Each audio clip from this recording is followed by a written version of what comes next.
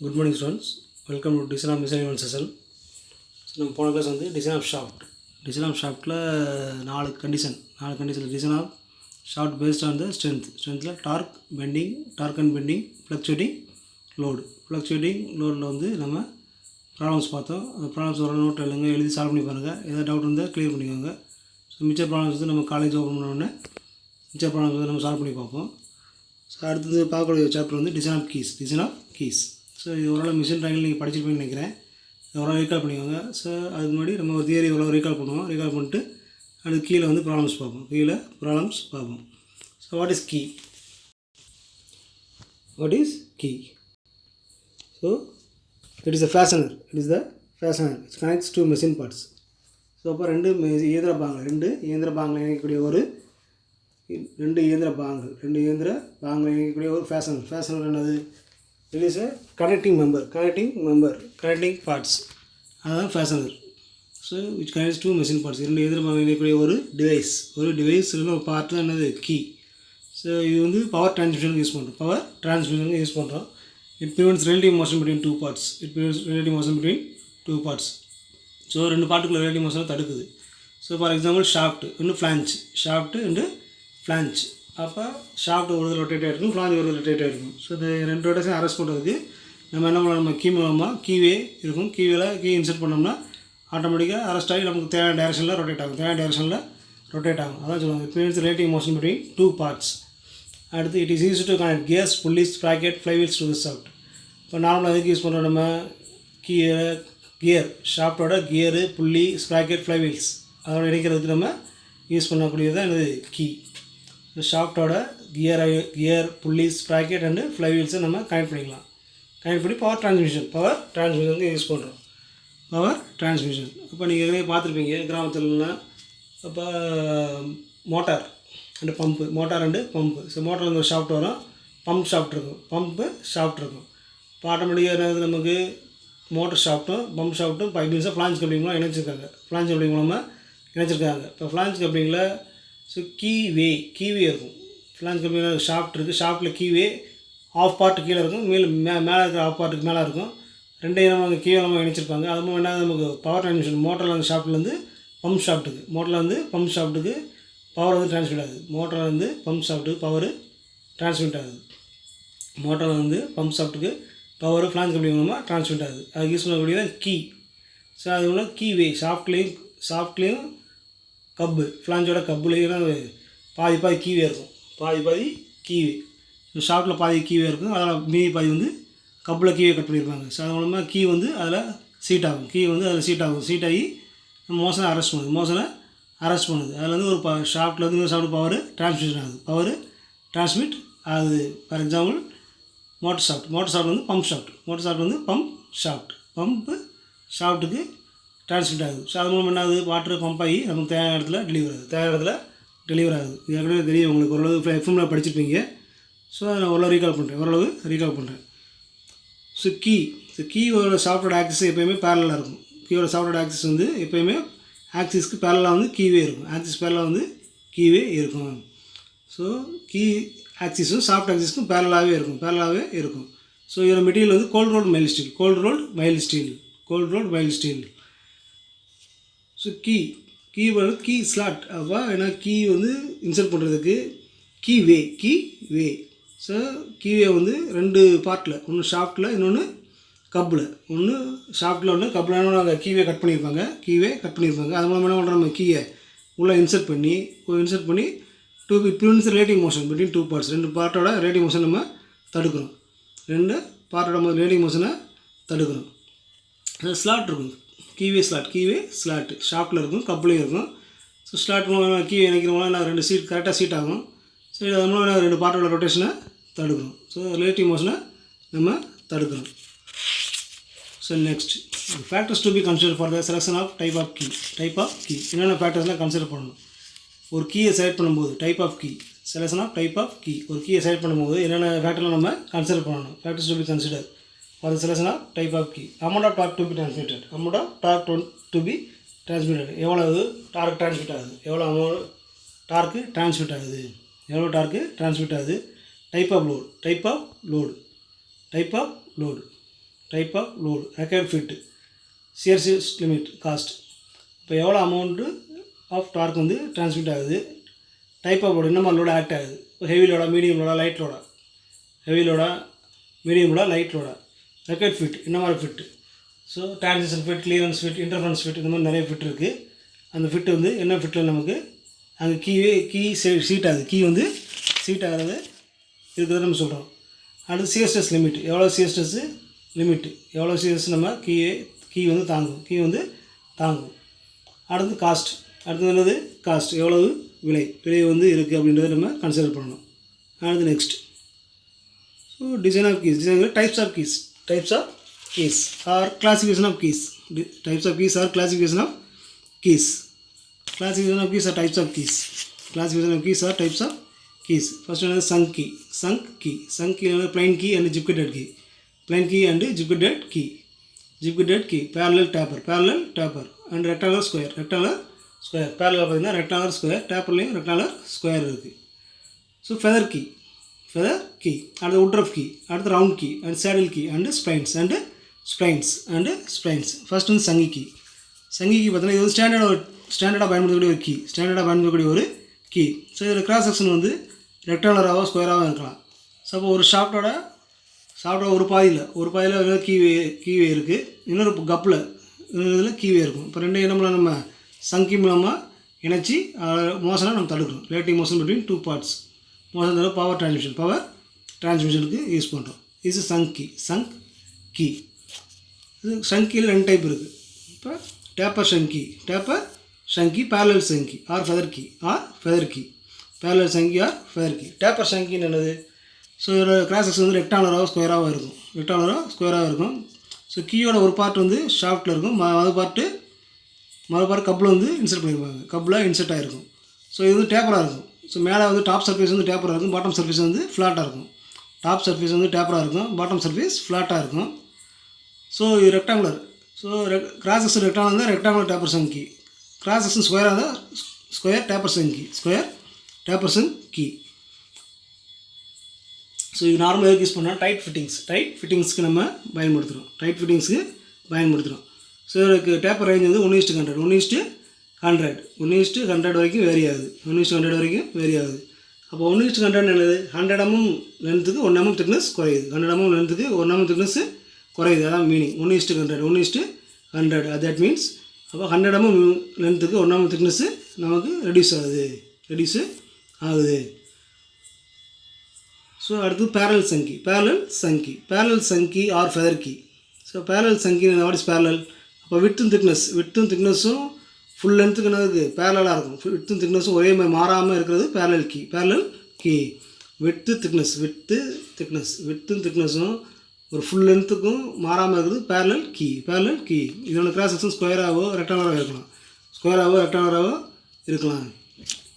So கீயோட width and thickness வந்து அதோட full லென்த்துக்கும் மாறாமல் இருக்கிறது பேரலல் கீ. இதோட செக்ஷன் வந்து ஸ்கொயராகவோ ரெக்டாங்குலராகவோ இருக்கலாம்.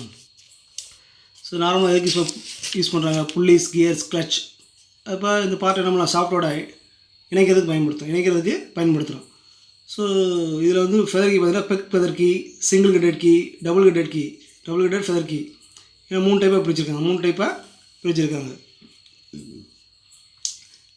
ஸோ ஆக்சியல் மூவ்மெண்ட், இப்போ ஷாஃப்ட் வீலுக்குள்ள இணைப்பு பகுதி, ஷாஃப்ட் வீலுக்குள்ள பார்ட்டில் ஒரு ஆக்சியல் மூவ்மெண்ட் தேவைப்படும் போதும் ரொட்டேட்டிவ் மோஷன் தடுக்கிறதுக்கு நமக்கு பயன்படுறோம். ட்ரில்லிங் மிஷின்ஸ், ஸ்பிண்டில்ஸ் அண்ட் கிளச்சஸில் இதை நம்ம யூஸ் பண்ணுறோம். இது வந்து பேரலல் சங்கி. அதான் நம்ம எக்ஸாம்பிள் படத்தை காமிச்சிருக்கோம். Parallel and taper. இப்போ இது என்ன பண்ணலாம்? ரெக்டாங்குலராக இருக்கலாம், ஸ்கொயராகவும் இருக்கும். கிராஸ் செக்ஷன் எப்படி இருக்கும்? ரெக்டாங்குலராக இருக்கும், ஸ்கொயராகவும் இருக்கும். அதான் பேரலல் சங்கி. ஸோ அடுத்து ஜிப் கட்டட் கீ. ஸோ ஜிப் கட்டட் கீனா ஒரு நிலையில் திக்னஸ் அதிகமாக இருக்கும், இன்னொரு நிலையில் திக்னஸ் கம்மியாக இருக்கும்.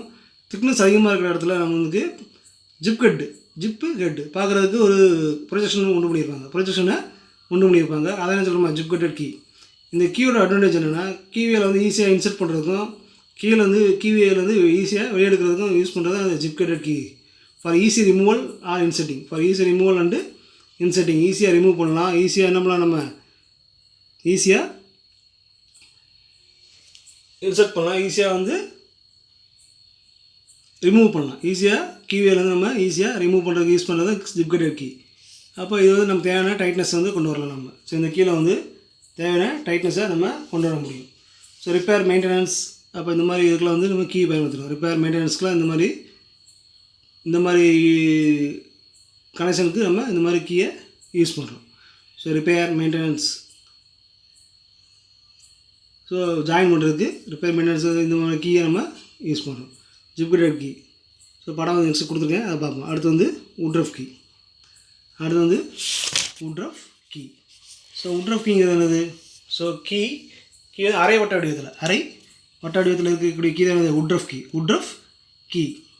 ஸோ அந்த கீ மூலமாக ஷாஃப்ட்டில் கட் பண்ணியிருப்பாங்க. இப்போ ஷாஃப்ட்டில் வந்து என்ன பண்ணால் ஆஃப் ஷேப்பில் கட் பண்ணியிருப்பாங்க. அப்போ செமிஸ்பியர் வடிவத்தில் என்ன பண்ணியிருப்பாங்க, நமக்கு ஸ்லாட் கட் பண்ணியிருப்பாங்க. அதில் வந்து சீட் ஆகும். கீ வந்து சீட் ஆகும். அப்போ அரை வட்ட வடிவத்தில் இருந்து இந்த வுட்ரஃப் கீ. ஸோ அதே மாதிரி ஷேப்பில் வந்து ஷாஃப்ட்டில் கட் பண்ணியிருப்பாங்க. ஸோ அதை என்ன சொல்கிறோம்? வுட்ரஃப் கீ. அப்போ கீழே வந்து நமக்கு ரவுண்டாக இருக்கும், மேலே வந்து ஃப்ளாட்டாக இருக்கும். கீழே வந்து ரவுண்டாக இருக்கும், மேலே வந்து எப்படி இருக்கும், நமக்கு ஃப்ளாட்டாக இருக்கும். அதான் சொல்லுவாங்க woodruff key. So automobile parts and electrical பார்ட்டில் நம்ம யூஸ் பண்ணுறோம். ஆட்டோமொபைல் பார்ட்ஸ், எலக்ட்ரிக்கல் ஸோ பார்ட்ஸோட ஜாயிண்டில் நம்ம யூஸ் பண்ணக்கூடிய கீ வுட்ரஃப் கீ. அடுத்து சேடில் கீயில் flat key and hollow saddle key. So saddle key பார்த்திங்கன்னா விட்டு வந்து மாறாது. திக்னஸ் மட்டும் என்ன நமக்கு சேஞ்ச் ஆகும். ஸோ மாறாத அளவு விட்டுள்ள மாறுபடும் திக்னஸ் கொண்ட டேப்பர் கீ, அதான் சேடில் கீ. மாறாத அளவு விட்டு, அப்போ விட்டு மாறாது. திக்னஸ் மட்டும் மாறக்கூடிய ஒரு கீ தான் என்னது? Saddle key. இந்த கீழே டேப்பர் சர்ஃபேஸ் 1:100. ஸோ அப்போ நம்ம ஏற்கனவே பார்த்தோம். நம்ம பாட்டம் சர்ஃபேஸ் வந்து ஃப்ளாட்டாக இருக்கும். ஸோ டாப் சர்ஃபேஸ் வந்து ஃப்ளாட்டாக இருக்கும். பாட்டம் சர்ஃபேஸ் வந்து ஃப்ளாட்டாக இருக்கும், டாப் சர்ஃபேஸ் வந்து சம் டேப்பரில் இருக்கும். Saddle key, flat saddle key and hollow saddle key. So இதெல்லாம் ரெக்டாங்குலர் கிராஸ் செக்ஷன் உள்ளது. இப்போ ரெண்டு பாங்கில் இணைப்பதற்கு ஷாஃப்ட்டு கப்பு இணைப்பதற்கு யூஸ் பண்ணக்கூடிய ஒரு கீ தான் flat saddle key and hollow saddle key. So இதே தான் யூனிஃபார்ம் விட்த்து வந்து மாறாது. அப்போ திக்னஸ் மட்டும் மாறக்கூடிய ஒரு கீழே வந்து ஹாலோ இருக்கும். கீழே எப்படி இருக்கும்? ஒரு கீழே வந்து ஹாலோ ஷேப்பில் இருக்கும். Hollow saddle key. Upper surface வந்து எப்படி இருக்கும்? டேப்பராக இருக்கும். பாட்டம் சர்ஃபேஸ் ஃப்ளாட்டாக இருக்கும். ஸோ அதுதான் சொல்கிறோம். இது ரெண்டு பார்ட் அடிக்கிறதுக்கு ஷாஃப்ட் அண்டு கப்பு. ஷாஃப்ட்டையும் கப்புன்னு என்னது? ஃப்ளான்ஸில் வெளியே இருக்கிற பார்ட்னா இந்த கப்பு. ஸோ ரெண்டும் இணைக்கூடிய ஒரு கீ தான் என்னது? Hollow saddle key and flat saddle key. அப்போ ஷாஃப்ட்டில் பாதியில் வந்து கீயை கட் பண்ணியிருப்பாங்க, அதே மாதிரி கப்ளிங் பாதி கீ கட் பண்ணியிருப்பாங்க. ஸோ அது மூலமாக நம்ம கீயை இன்சர்ட் பண்ணி ரெண்டு மோஷனோட தடுக்கும். Relative motion. அப்போ ரெண்டு மோஷனையும் தடுக்கிறோம். Relative motion between 2 parts. ரெண்டு பார்ட்ஸோட மோஷனை நம்ம தடுக்கிறோம். ரிலேட்டிவ் மோஷனை தடுத்து பவர் டிரான்ஸ்மிஷனுக்கு யூஸ் பண்ணுறோம். So next design of key. இப்போ நம்ம பார்த்தோம். இதுக்கப்புறம் ஸ்கெட்சிங் இங்கே கொடுத்துருக்கு. Rectangular sunk key, square sunk key, gib கட்டட் key, woodruff key, saddle key. Rectangular sunk key பாருங்கள், ரெக்டாங்குலர் ஷேப்பில். ஸோ சைடு பார்த்தா நமக்கு தெரியும். ரெக்டாங்குலர் ஷேப்பில் இருக்குது. ஸ்கொயர் சங்கி வந்து ஸ்கொயர் ஷேப். அப்போ ஷாஃப்ட்டில் வந்து பாதியில் வந்து கீயை கட் பண்ணிடுவாங்க. மேலே மிச்ச பாதி வந்து கப்பில் கட் ஆகிருக்கும். அப்போ ரெண்டு அது மூலமாக நம்ம கீயை இணைக்கிறோம். Shaft and cup. ஷாஃப்ட்டில் பாதி கட் பண்ணியிருக்கோம். அப்போ மிச்சம் வந்து கப்பில் பாதி கட் ஆகிருக்கும். இப்போ ரெண்டையும் கட் பண்ணி அது மூலமாக கீ இணைச்சி ரெண்டு ரிலேட்டிவ் மோஷனை தடுக்கிறோம். ரெண்டு பார்ட்ஸுக்குள்ள ரிலேட்டிவ் மோஷனை தடுக்கிறோம். So feather key. ஸோ படத்தை பார்த்தவங்களுக்கு தெரியும் டீட்டெயிலாக. ஸோ புக்கில் இருக்கும் ஓரளவு டீட்டெயில் அதை பார்க்குவாங்க. Zip கட்டட் key. இப்போ நான் ஏற்கனவே சொன்ன மாதிரி தான் ஸோ ஒரு ரெண்டில் என்ன இருக்கும், திக்னஸ் அதிகமாக இருக்கும், அதில் ப்ரொஜெக்ஷன் இருக்குது. அப்போ என்ன ஆகும், கீயை வந்து easy removal and inserting and inserting of the keys, easy removal inserting of the keys. அது யூஸ் பண்ணக்கூடிய ஜிப் கட்டட் கீ. அப்போ நம்ம கீயை ஈஸியாக இன்சர்ட் பண்ணலாம், ஈஸியாக ரிமூவ் பண்ணலாம், ஈஸியாக கீவேலேருந்து ரிமூவ் பண்ணக்கூடிய ஒரு இதான். ஸோ நார்மலாக வந்து ரிப்பேர் மெயின்டெனன்ஸ் ஒர்க்கு இதுக்கு நார்மலாக இந்த மாதிரி கீயை யூஸ் பண்ணுறாங்க. இந்த மாதிரி கீயை யூஸ் பண்ணுறாங்க. அடுத்து உட் ரஃப் கீ என்னது, ஸோ ஆஃப் ஸ்பியர் அரைவட்ட வடிவம் ஆஃப் ஸ்பியர் வடிவத்தில் இருக்கும். அப்போ அதே ஷேப்பில் வந்து ஷாஃப்ட்டில் கட் பண்ணியிருப்பாங்க, அது ஆட்டோமேட்டிக்காக அதை சீட் ஆகும், சீட் ஆகி நமக்கு தேவையான மோஷன். அப்போ மீதி வந்து மேலே இருக்கிறது ஃப்ளாட்டாக இருக்கும், கீழே இருக்கிறது ஆஃப் ஷேப்பில் இருக்கும், கீழே இருக்கிறது வந்து ஆஃப் ஸ்பியர் ஷேப்பில் இருக்கும். அதில் அதே ஷாஃப்ட்டில் கட் பண்ணியிருப்பாங்க, மேலே வந்து ஃப்ளாட்டாக இருக்கும். அப்போ அது மூலமாக என்ன பண்ணுறோம், ஷாஃப்ட்டையும் கப்பையும் இணைக்கிறாங்க, இணைச்சி நம்ம மோஷனை ட்ரான்ஸ்மிட் பண்ணுறோம். ரெண்டு மோஷன் ரெண்டு ரிலேட்டிவ் மோஷன் வந்து தடுக்கிறோம். Power transmission.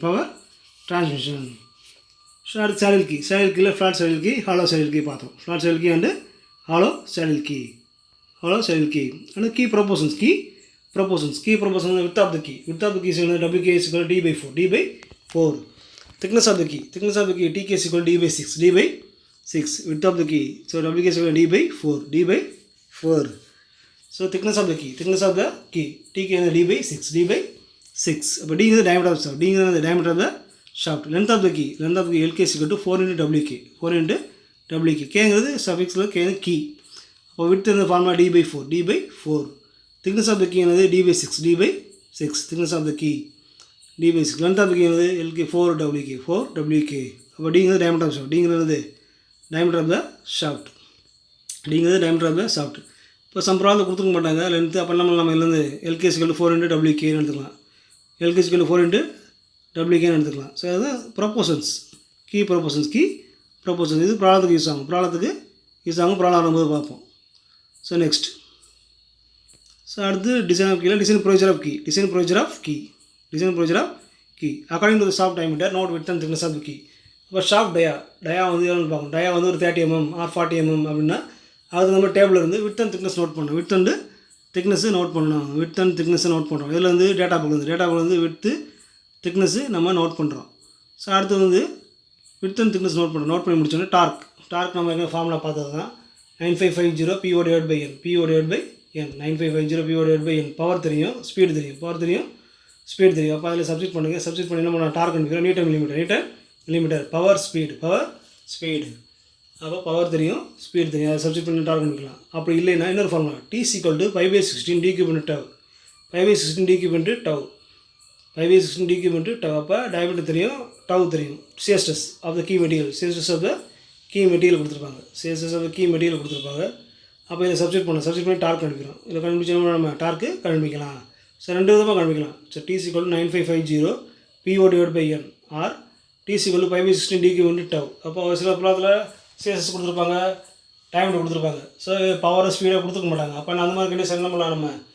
So diameter substitute பண்ணி அடுத்து டவு CSS நம்ம போட்டு நம்ம டார்க்கு கண்டுபிடிக்கிறோம். So next by considering CSS calculate LK.